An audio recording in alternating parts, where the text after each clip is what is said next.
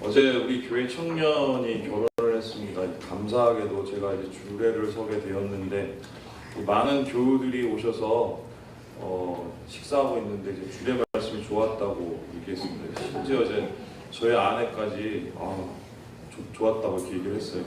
이게 흔한 일이 아니거든요. 그래서 제가 집에 와서 저희 아내한테 물어봤습니다. 뭐가 좋았냐고 물어봤더니 저희 아내가 대답하기를 짧아서 좋았다고. 그래서 오늘 설교도 웬간하면 길지 않게 할 생각이 좀 슬프긴 해요.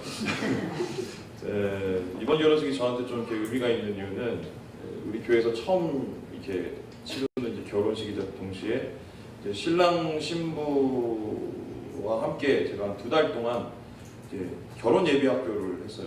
그래서 이제 그 동안에 결혼 예비 학교를 제가 한 청년들이 꽤 있는데 제가 항상 이 친구들 위해서 기도를 합니다. 왜냐하면 이제 이혼하지 않게 해달라고 좀 막중한 책임이 있어요, 저한테는. 그런데 제가 결혼 예비 학교를 할 때마다 저는 조금 다른 관점으로 이제 접근을 하는데, 물론 이제 결혼의 영적인 의미나 이제 개관을 다루기도 하지만 제가 중점적으로 이제 나누는 부분은 갈등 해결 방법이에요. 갈등 해결 방법. 저는 결혼 예비 학교가 예방 주사 맞는 곳이 되어야 된다고 생각하거든요. 그래서 이제 제 지난 결혼 생활을 숨김없이 다 이렇게 공개를 하고 오픈을 합니다. 그러다 보면 청년들이 많이 이제 충격을 받아요. 그래서 뭐 속으로 이런 거죠. 목사님 그런 사람인 줄 몰랐어요. 이 정도의 수준의 완전한 공개를 제가 해요. 이 결혼 예비 학교가 이렇게 진행되면서 우리가 맨 처음에 시작을 무엇을 가르치냐면요, 우리는 사랑할 수 없는 존재라는 것을 인정하는 것으로부터 시작이 됩니다. 물론 나름의 뜨거움과 열정으로 사랑을 하지요. 불같은 사랑을 하고 또 남이 결코 범접할 수 없는 사랑을 하지만 우리는 사실 진정한 사랑, 온전한 사랑하는 건 길이 참 멀고 험한 것 같아요. 제 판단에는 거의 불가능하지 않은가 싶습니다. 사랑을 싫어하는 사람이 없지요. 사랑해서 결혼합니다. 그런데 헤어져요. 요즘엔 더욱 그렇습니다. 왜 이런 일이 일어날까? 몇 년 전 공영방송에서 이 사랑을 소재로 한 이 과학 다큐멘터리를 방영한 적이 있어요. 제가 굉장히 재밌게 봤는데요. 이 방송 보면서 제가 공감했던 부분이 있었는데요. 이 사랑에 유효기간이 존재한다는 거예요. 무슨 소리냐? 이제 인간의 감정이라는 것은 막 어떻게 우리가 이루어지냐면 이 화학 물질에 의해서 인간의 감정이 생겼다가 사라졌다가 이렇게 이루어집니다. 특별히 사랑이라는 감정은 뇌 안에서 이 도파민이라고 하는 이 물질이 분비가 되는데 이것을 다른 말로 러브 칵테일이라고 부른다고 하더라고요. 근데 유감스러운 사실이 이 러브 칵테일이, 이 도파민이 계속 지속되면 좋을 텐데 시간이 지나면 점점 이렇게 감소되고 나중에 이렇게 사라지게 된대요. 그래서 미국의 코넬 대학의 인간행동학자인 하잔 박사라는 분이 이 연구를 했어요. 이 사랑의 유효기간에 대한 연구를 했는데 2년 동안에 전 세계 37개 이 문화권의 5,000명을 대상으로 관찰을 했거든요.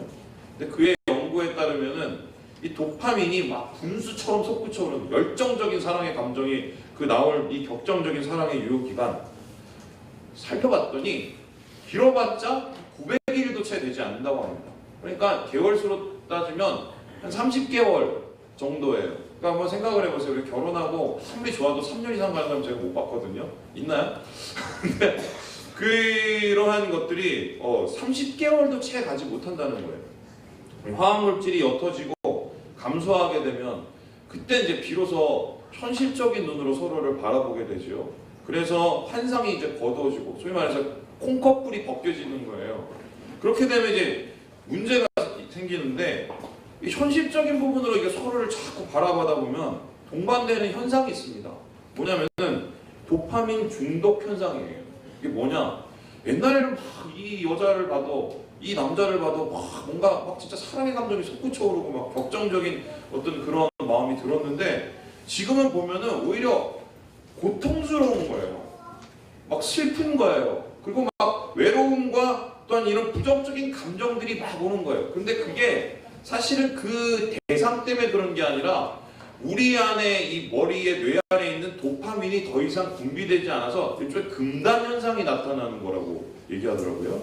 그래서요, 이 같은 금단 현상을 극복하기 위해서는 어떻게 되는가? 이 연인 간의 성숙한 릴레이션십, 이 인격적 교제가 필요한데, 정리하자면 이렇습니다. 900일 혹은 그 더 짧을 수도 있죠. 1, 2년, 2년 정도 되는 그 시간 안에 인격적인 교제를 이 연인 간의 상호 간에 맺어지지 않고 신뢰를 쌓지 못하면 그 다음부터는 그냥 관계가 그렇고 그런 관계가 되거나 헤어지게 된다는 연구 결과가 있어요. 그렇게 하면 이제 좀 심각해집니다. 어떻게 하면 우리는 인격적으로 이렇게 관계를 맺지? 우리가 흔히 하는 얘기가 정 때문에 산다고 얘기를 하는데, 저는 그 정이 도대체 뭔지 잘 모르겠어요.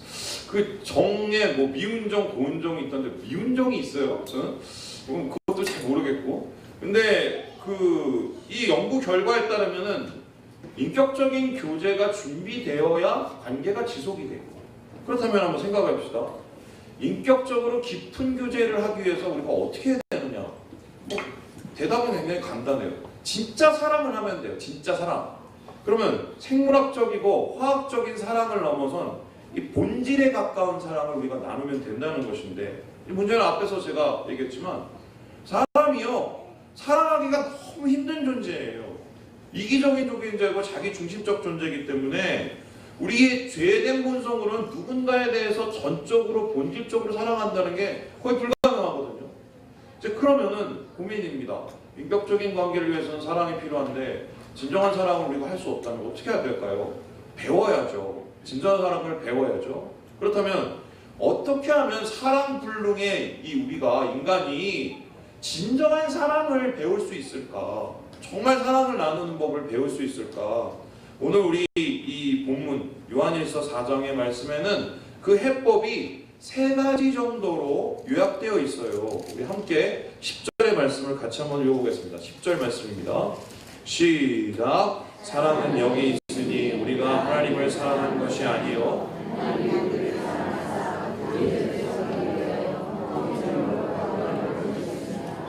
우리가 본질적 사랑을 하기 위해서 사랑을 배워야 할 터인데, 그 사랑을 배우는 첫 번째 해법이 뭐냐면요, 따라해볼까요? 사랑을 받으면 된다. 네, 사랑을 받으면 된다고 얘기하고 있어요. 여러분, 그리스도인이라는 것은 무엇입니까? 예수님을 그리스도, 즉 구원자로 모시는 사람들을 뜻합니다. 그러면 예수님을 구원자, 다시 말해서 구주로 모신다는 것은 무엇일까요? 예수님의 십자가 사랑을 믿는 것이에요. 믿는 것. 그러니까 예를 들어서 이런 겁니다. 예수님의 그 십자가 죽음이 채 이루지 못한 정치인의 처형 정도로 생각하든가, 아니면은 인정받지 못한 한 사상가의 죽음 정도로 생각한다면 우리에게는 아무런 일도 일어나지 않고 그리스도인이 될 수도 없어요. 그런데 진짜 예수님이 나를 위해서 죽으셨다는 것을 믿을 때 우리 가운데 그리스도인이 되는 역사가 일어납니다. 나를 위해서 죽으신 그분이 하나님의 한 분뿐인 아들임을 내가 믿을 때 내 안에 진정한 하나님의 구원의 사랑이 나타나는 거예요. 여러분, 이 믿음이 곧 하나님의 사랑을 받아들이고 경험하는 것인데요. 이렇게 한 개인이 예수님의 십자가 사랑을 마음 깊이 체험하고 받아들이는 사건을 뭐라고 그러냐면 구원이라고 해요. 구원. 그러니까 구원이 뭐냐? 내가 십자가 사랑을 나를 위한 사랑으로 받아들여진 지극히 개인적인 경험이 바로 구원이에요. 그래서 사실 이제 우리에게 구원을 베푸신 하나님의 사랑을 생각해 봅시다. 말이 안 되는 거예요. 왜요? 어떻게 자신을 배신한 죄인들을 위해서 아들을 죽게 할 수 있는가요? 그것도 하나뿐인 아들이고 비참하게 십자가에서 못 박아 죽였어요. 여러분, 만일 주위에 자기의 이 원수를 위해서 아들을 희생한 이런 사람, 이런 아버지가 있다면 우리는 그 사람을 정상이라고 볼까요? 이상한 사람으로 우리가 보지 않겠어요? 그러나 성경은 비정상적인, 이러한 비상식적인 사랑만이 진정한 사랑이라고 가르치고 있습니다. 그 이유가 무엇일까요? 이 사랑만이 고결하기 때문이에요. 어떤 이유인가? 조건도 상황도 환경도 개의치 않고 따지지 않는 무조건적인 사랑이기 때문입니다. 이 사랑은 오늘 요한이 아가페라고 소개하고 있는데, 이 하나님이 우리에게 베풀어 주신 무조건적인 비정상적인 비상식적인 이 사랑만이 어떻게요? 영원하고 변하지 않는 거예요. 여러분, 영원하고 변하지 않는다는 것은 이 세상의 진리입니다. 그래서 아가페 사랑은 진리임과 동시에 뭐예요? 하나님 자체뿐이에요. 제가 이때껏 만난 사람 중에 나는 충분히 사랑을 받고 살았어요 라고 얘기하는 분이 진짜 거짓말 막 한 분도 없어요. 제가 봤을 때는 막 진짜 뭐 강남에서 잘 살고 아빠 엄마가 굉장히 인격적인 분이고 막 이런 청년들도 만나보면은 다 사연이 있어요. 아빠는 항상 범죄자예요. 자기에게 상처를 준 범죄자. 엄마는 나를 구박하는 계모고 막 이런 레파토리들이 다 있어요. 그런데 여러분 생각을 해보세요. 우리의 모든 상처의 모든 이 문제의 중심에는 결국 어떤 마음이 있는 줄 아세요? 내가 누군가로부터 사랑받지 못하고 있다는 이 감정이에요. 내가 존중받고 있지 못하는 이 감정, 사랑받고 있지 못하는 이 감정이 우리의 모든 상처의 근원에 있습니다. 이 상처의 중심을 해결할 수 있는 유일한 방법은 사람은 아니에요. 저 이때까지 사람을 쫓아서 이 문제를 한번 해결해 보려고 노력했는데 그때마다 참혹하게 무너졌어요. 그렇다면은 우리는 어떻게 이 상처의 문제를 해결할 것이냐? 오늘 사도 요한이 얘기합니다. 하나님께서 여전히 나를 사랑하고 계신다는 것을 믿는 믿음만이 우리를 사랑 가운데 거하게 하고 상처로부터 자유케 한다고 전하고 있는 것입니다. 10절에서 요한은 그 사랑이 바로 여기 있다고 말합니다. 요한이 말하는 여기라는 것은 바로 뭔가요? 십자가예요. 누군가를 향한 상처 때문에 사랑이 메마르고 은혜가 동인하는 것을 우리가 느낀다면 그때는 어떠한 때인가? 예수님의 십자가를 바라봐야 될 때예요. 사람을 보는 게 아니라. 그곳에 우리를 향한 사랑을 증명하기 위해서 목숨을 내놓으신 주님이 계십니다. 온 세상 날 버려도 주 예수 안 버려. 끝까지 나를 돌아보신. 여러분, 이 찬양이 우리의 고백이 될 때 내 안에 진정한 사랑이 시작되는 거예요. 그러면 내가 주님 안에서 사랑받으면 그 사랑이 시작된다. 그렇다면 두 번째로 내가 진정한 사랑을 배우는 해법이라는 것은 무엇인가? 우리 함께 16절의 말씀을 우리 같이 읽어보겠습니다. 우리 4장 16절입니다. 시작. 하나님이 우리를 사랑하시는 사랑을 우리가 알고 믿었느니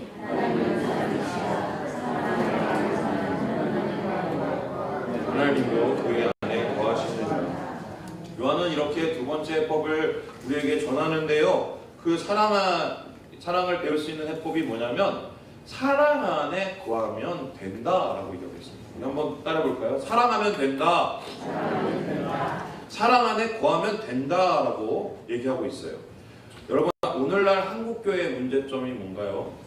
목회자의 타락, 교회의 세속화, 또 아니면은 계속되는 부패, 이런 거 많은 건데 저는 이 모든 것 중에 가장 심각한 문제를 뭐라고 생각하냐면요, 예수님 코스프레라고 생각해요. 무슨 소리냐? 주님의 사랑을 경험한 척하거나 혹은 경험하고 있는 척하는 사람들이 너무 많아요. 솔직히 말하면 사역자가 더 심각해요. 실제로 마음은 깡통이에요. 근데 막 사랑하는 척하고 사랑의 눈빛으로 봐야 돼요. 제가 예전에 되게 힘들었던 게 뭐냐면 담임 목사님이 저를 불러다 놓고 뭐라면 이렇게 사랑의 눈길로 성도들을 이렇게 바라보고 설교할 때도 그러라고 이렇게 했는데 저는 이렇게 몰랐는데 설교할 때 이렇게 인상을 찌푸리고 설교를 많이 하나요? 그래서 이제 사랑하는 마음에 이렇게 얘기를 해주시는데 저는 그게 진짜 안 되는 거예요. 제가 이제 저희 어머니를 닮아갖고 저희 집안이 어쩌면 마음이 없으면 못해요. 그래서 그러니까 제가 그 그다음부터 어떻게 기도를 했냐면 하나님 정말 사랑하는 마음이 막 충만해져서 이 표정도 이렇게 바뀌게 해주세요. 막 그러고 지금 기도를 하는 게 이 모양이에요. 여러분 어떻게 보면은 오늘날 우리나라의 문제점은 뭐냐면 예수님 이 코스프레 사랑놀이는 많이 하고 있는데 진짜 사랑이 없어요. 여러분 생각해보세요. 주님의 사랑을 경험하고 주님의 사랑을 지금 뭐 누리는 사람이 그렇게 많다면은 세상이 왜 이 꼴이에요? 그렇죠? 뭐 오히려 더 악해져가고 오히려 더 인간성이 메말라가는 이 세상 누구 때문에 이렇게 된 거예요? 저는 다름 아니라 우리에게서 그것을 찾고 싶어요. 바로 우리가 가짜 사랑 노름에 빠져있기 때문에 이런 것이 아닌가 저는 그렇게 생각을 합니다. 오늘 요한 이 일서 말씀과 맞닿은 이 얘기가 있는데요. 바로 요한복음 21장의 이야기예요. 요한복음 21장에 보면은 영적 침체에 빠진 제자들이 이렇게 나타나요. 근데 이 제자들의 상태가 얼마나 심각했냐면 예수님의 십자가 죽음도 봤지요. 예수님의 부활하신 그 능력도 보았어요. 심지어 찾아와서 예수님을 만나기까지 했어요. 그런데 그런 모든 것을 다 경험하고 모든 사망 권세를 이겨나신 예수님의 그 능력도 다 경험했는데도 여전히 주님의 사랑을 의심하고 있는 모습이 21장에 등장합니다. 그래서 그 대표격인 이 베드로라는 사람이 고작 한다는 소리가 뭐였냐면은 아유 몰라 나는 물고기나 잡으러 갈래 였어요. 그러니까 베드로가 가니까 뒤에 그 제자들도 후루룩 다 따라다니는 거예요. 이젠 예수님 제자가 아니라 거의 베드로 제자, 베드로처럼 이제 고기 잡으러 가는 사람으로 이렇게 망가지고 있는 거예요. 뭐 그러한 이 베드로의 말 속에는 어떤 얘기가 있을까요? 아유 나 같은 놈이 무슨 예수님의 제자가 될 수 있냐 뭐 이런 거 아니겠어요? 3번이나 주님을 부인한 내가 부활의 소식을 뭐 믿지도 않고 의심했던 내가 어떻게 예수님의 사랑을 받을 수 있겠어? 예수님이 이런 나를 어떻게 사랑할 수 있겠어? 뭐 이런 체념이 있었을 것입니다. 그런데 이러한 베드로가 예수님의 사랑을 진짜 확신하고 믿게 된 사건들이 있어요. 2가지인데요. 첫 번째는 그런 망가진 베드로를 갈릴리로 찾아오신 예수님의 모습이고요. 그것 속에서 예수님은 사랑을 확인해 주셨어요. 그리고 2번째 사건이 뭐냐면은 이 베드로가 마가의 다락방에서 예수님의 약속대로 기도를 막 했는데 하늘로부터 불이 떨어진 거예요. 그래서 성령의 충만함과 강림이 일어나서 베드로가 그때는 어떻게 해요? 사랑이 이루어지고 사랑의 능력이 나타나기 시작합니다. 여러분 우리가 하나님의 사랑을 잊어버리고 자꾸 예수님 코스프레를 하는 이유가 무엇인 줄 아세요? 그 중심의 문제는 결국요 성령 충만하지 않기 때문이에요. 여러분 주님의 사랑 안에 거한다는 말은 성령 충만하다는 말입니다. 근데 이 성령 충만은 한 번 되는 게 아니라 계속 유지해야 돼요. 그러면 어떻게 하면 성령 충만해질 수 있을까? 이 16절에 사용된 이 머무르다라는 동사인 메노가 사람한테 이렇게 사용이 되면 이게 어떤 뜻이 되냐면 계속적으로 유대를 끊지 않고 관계를 지속하는 상태를 의미합니다. 한마디로 표현하면은 요한복음 이 15장에 이 포도나무와 가지의 비유가 나오잖아요. 포도나무고 가지인데 가지가 살려면 어떻게 해요? 포도나무에 딱 달라붙어 있어야 되죠. 이 바로 이 머무르다는 표현이 딱 달라붙어 있다는 뜻이에요. 그러면 내가 주님의 사랑 안에 머물고 주님의 성령의 충만함을 받기 위해서는 어떻게 했냐? 붙어 있으면 돼요. 붙어 있으면 돼요. 예수님 앞에 붙어 있으면 돼요. 우리 따라해 봅시다. 붙어 있으면 됩니다. 그러면 진정한 사랑에 거할 수 있다는 거예요. 요즘 고속버스 대합실이나 공항에 가보면 흔히 볼 수 있는 우스꽝스러운 광경이 있습니다. 뭔지 아세요? 사람들이 막 이렇게 막 의자도 많고 TV도 있는데 거기는 좀 썰렁하고 어디에 다 몰려 있냐면 특히 공항은 더 심한데 이 전원 콘센트가 있는 앞에서 사람들이 다 붙어 있어요. 뭐 안에 다 보면은 이 전원잭을 콘센트에다 다 꽂고 계속해서 스마트폰 만지고 뭐 자판을 두들기고 앉았어요. 이게 이유 간단하죠. 배터리 없으니까 전기가 없으니까 이렇게 연결하는 거 아니에요. 심지어 요즘에는 계속해서 뭐가 이게 상품이 나오냐면은 어떻게 하면 이제 스마트폰 충전을 하냐 충전기가 나와요. 충전 배터리. 근데 진짜 재밌는 게 뭐냐면 스마트폰보다 더 두껍고 더 무거워요. 그거를 들고 다녀요. 왜 이러한 불편함을 감수합니까 우리가? 이유는 당연하죠. 교신하기 위해서, 소통을 끊지 않기 위해서입니다. 스마트폰 충전을 최선을 다하시는 여러분들, 이제 하나님 사랑을 충전할 때가 되지 않았을까요? 하나님의 사랑은 매일매일 충전되어야 됩니다.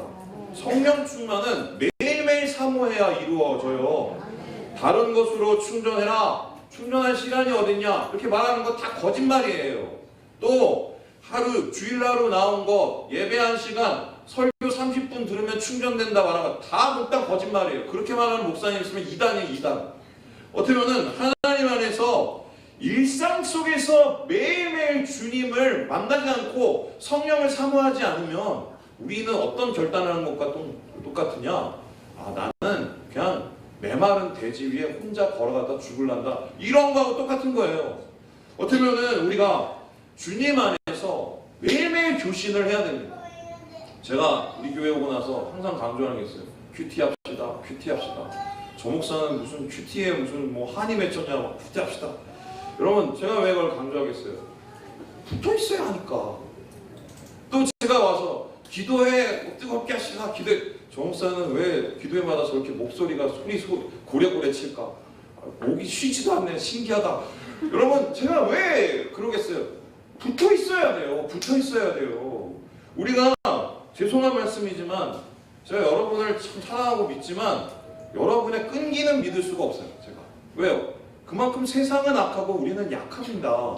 그래서 제가 이제 조만간에 홈페이지에다가 뭐를 만들 생각이냐면, 큐티 일지나 이 개인 묵상 그 일기를 올릴 수 있는 섹션을 만들려고 해요. 그래서 이제 재직들부터 억지로라도 거기 업로드를 시키라고, 일주일에 한 번씩 제가 그렇게 만들 생각이에요. 그래서 욕을 먹어도 괜찮아요. 욕 먹어도 여러분이 성령 충만할 수 있다면 저는 욕 먹는 목사가 되겠습니다. 아멘. 그래서 성령 충만하면 주님의 사랑 안에 거하기 때문에, 진정한 사랑을 배우기 때문에 저는 간절히 원해요. 여러분, 우리 형제 자매에게 얘기합시다. 성령 충만하면 됩니다. 네, 아멘. 마지막으로 진정한 사랑을 배울 수 있는 해법이 무엇인가? 여러분 따라해볼까요? 기도하며 사랑하자. 네, 우리 12절 말씀을 같이 한번 읽어보겠습니다. 시작. 어느 때나 하나님을 본 사람이 없으되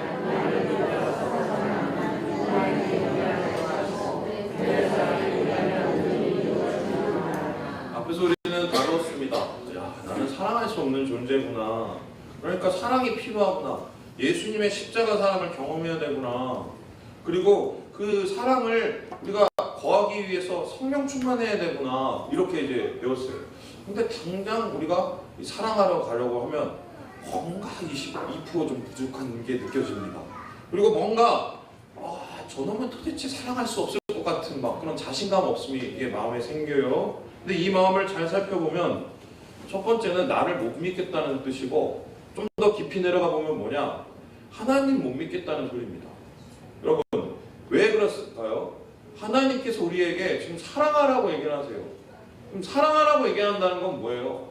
못하는데 시켰겠어요? 할 수 있으니까 시고, 할 수 있게 만드시려니까 시킨 것 아니겠습니까? 이 약속에 대한 확신이 없으니까 자신이 없는 거예요. 여러분, 이 누가복음에 달란트의 비유가 마태복음에 나오지요. 이 한 달란트 받은 사람이 주인의 책망을 받고 내침을 당한 이유가 무엇인가요? 그가 성실하지 못했기 때문에, 게으르지 못했기 때문에 성경은 그렇게 얘기하고 있지 않아요. 그 말씀 속에서 예수님이 말씀하시는 건 뭐냐면, 그의 주인에 대한 생각이 잘못되었기 때문이라고 말합니다. 그 한 달란트 받은 사람은 주인이 심지 않은 데서 거두고 해치지 않은 데서 모으는 지독한 사람이라고 생각을 했어요. 그러니까 일을 안 하고 묻어놓은 거예요. 반면에 2달란트 받은 자와 5달란트 받은 자는 어땠습니까? 최선을 다해 일했고 주인의 칭찬을 받았습니다. 그 이유는 무엇일까요? 주인을 믿었기 때문이에요. 주인의 마음을 이해했기 때문이에요. 여러분, 이 말씀 우리에게 적용을 해봅시다. 우리가 하나님께서 사랑하라고 명하세요. 근데 나는 참 사랑하기 부족해요. 그래도 하나님은 계속 말하세요. 사랑해라. 그 소리를 우리가 믿는다는 것은 무엇입니까?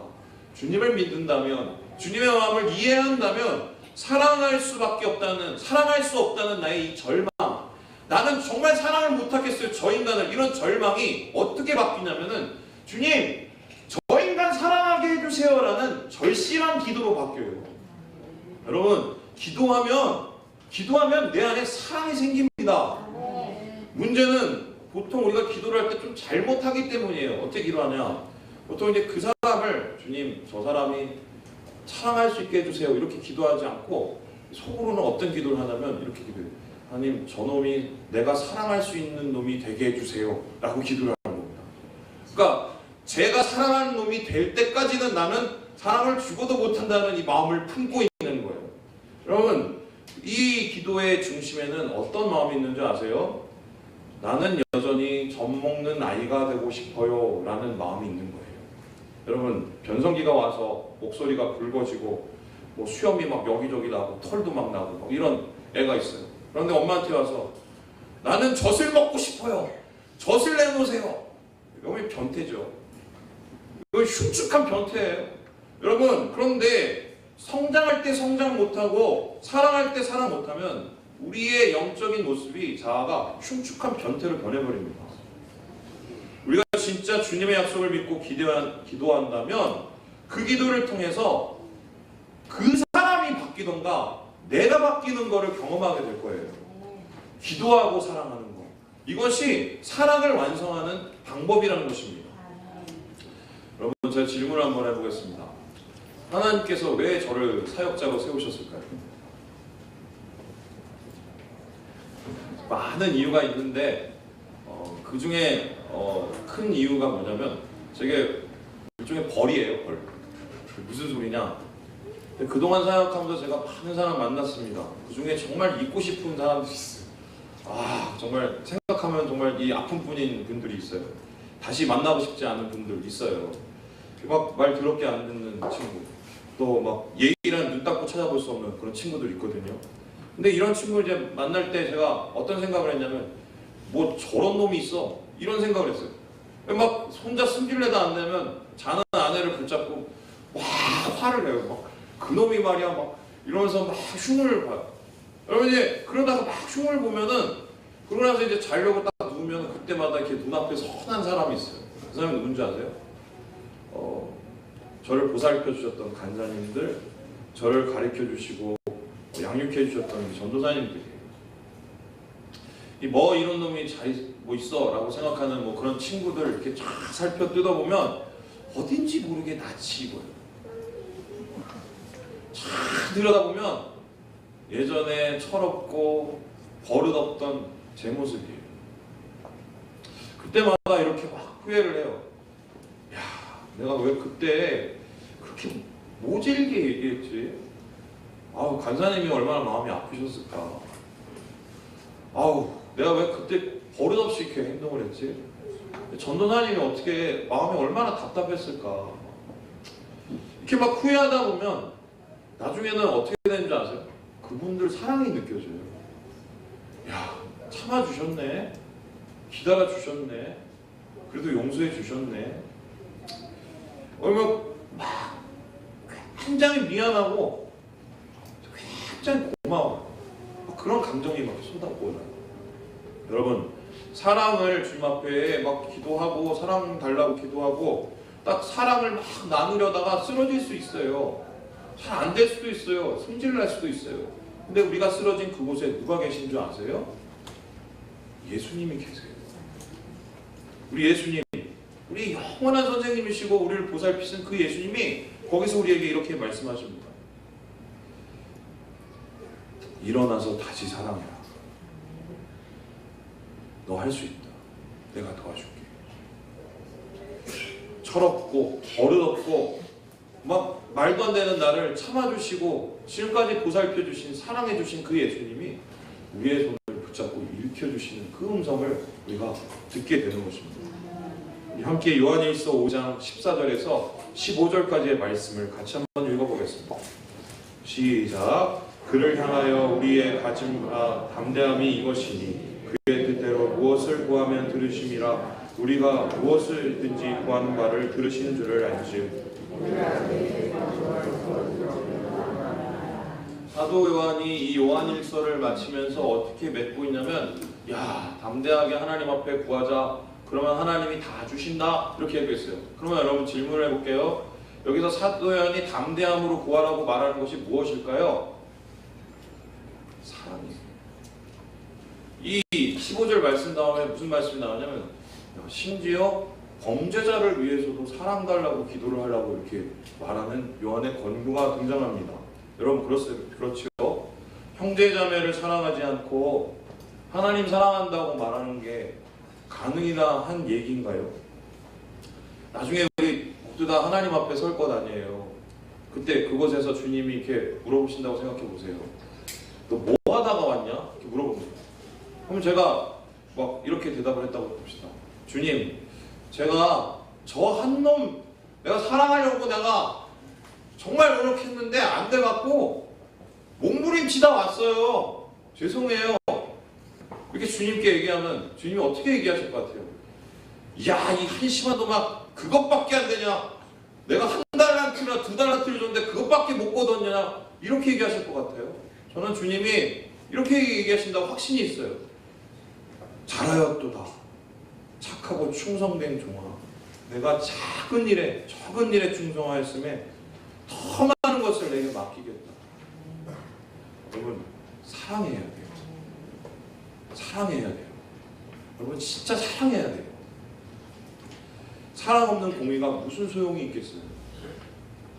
사랑으로 덮지 못할 허물이 무엇이 있겠습니까? 사랑으로 품지 못할 사람이 이 세상에 있겠어요? 여러분, 사랑에는 어떤 조건도 상황도 존재하지 않습니다. 오직 한 이유, 하나님이 우리를 사랑하셨기 때문에 우리는 사랑할 수 있는 거예요. 창립 30주년을 맞습니다. 우리 교회가 새롭게 출발하기 위해서 이것저것 준비하는데 저는 많은 준비 중에 최고의 준비는 이거라고 생각해요. 사랑이에요. 사랑의 그 소스를 넘기는 거예요. 여러분, 사랑해야 부흥합니다. 부흥은 곧 사랑의 충만이에요. 주님의 사랑을 깨닫고 주님의 사랑을 이루고 주님의 사랑을 함께 나누는 정말 따스한 우리 홍원삼일 교회 공동체 되시기를 주님의 이름으로 축원합니다. 기도하겠습니다.